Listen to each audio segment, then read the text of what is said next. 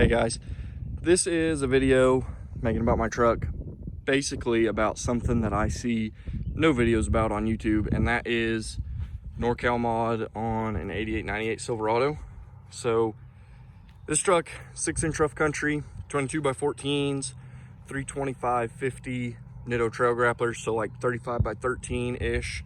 And obviously that's gonna rub because of the offset, because of the wide wheels. So you can kind of see how I go about trimming these trucks. I have done several of these. I mean, leveled on 20x12s and 33s, 22/12, 33s. Basically the same rules apply. You can see frame looks kind of good other than the mud and stuff. I just repainted it not that long ago.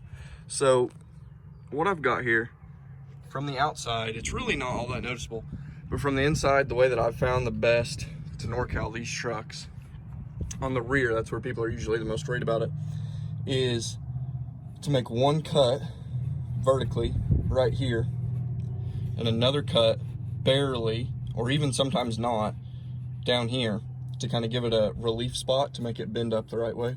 But you for sure have to, in order to make it clean, cut this a little bit. It's not terrible. See if I can get a better angle. You for sure need to make a cut there. People that don't cut them, they just hammer it in. Like, I get that because you don't want to cut your truck, but it doesn't look as clean in the end. A couple relief cuts here, hammer all this up, back flat, rubber mallet, you know, whatever, small sledge. It's just what's got to be done to make it look clean. So it sucks, but it just is how it is.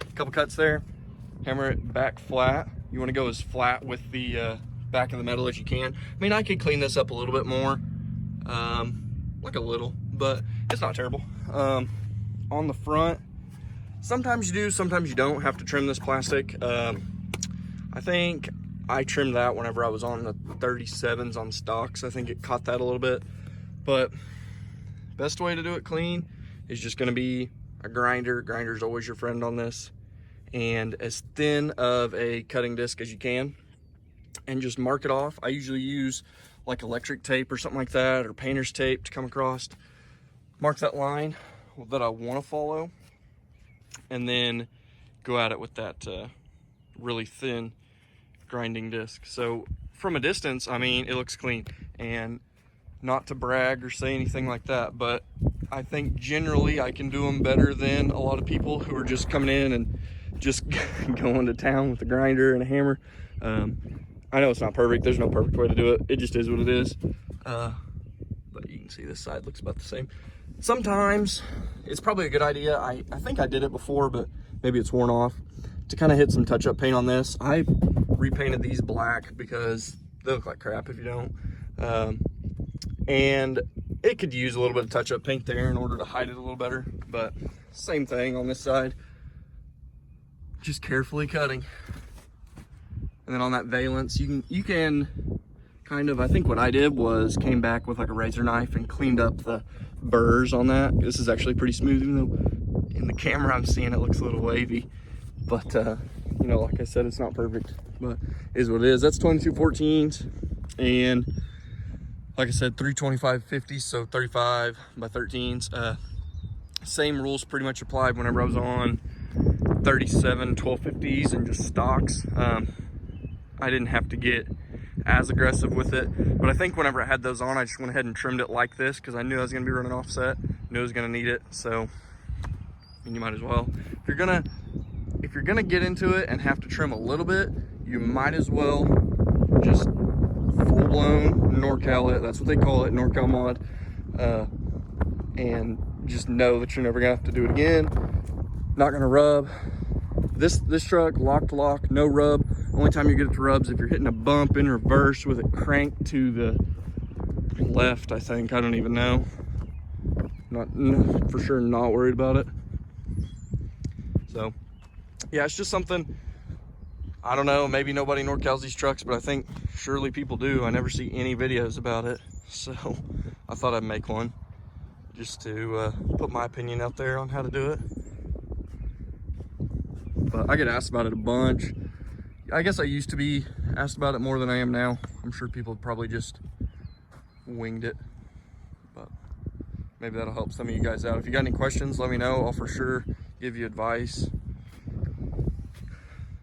but not too big of a deal. All right, well, that's it for this one. So thanks, guys. We'll catch you on the next one.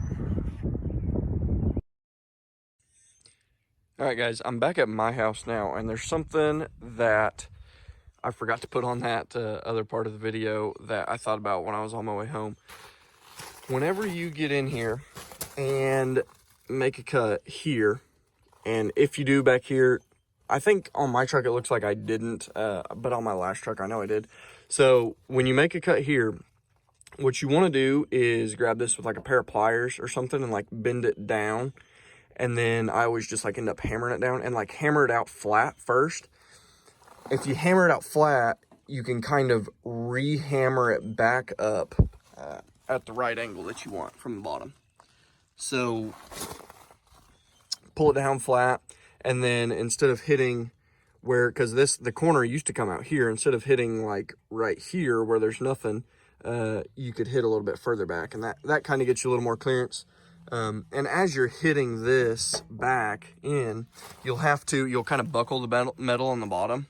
You'll have to kind of give it a few taps from the bottom too, just to stop, or else this crinkle will come down further in the metal. So that's just another thing I thought of. I'm going to throw this on at the end of the video. So recap, cut here, pull it down, flatten it out, come back further, as far back as you can, basically like flush with that, hammer it up, tap from the bottom too. Yeah, just have to get it as flat as you can. But yeah, I'm just gonna throw this on the end of the video. It's just something I thought of afterwards, afterthought. So thanks, guys. Thanks for watching.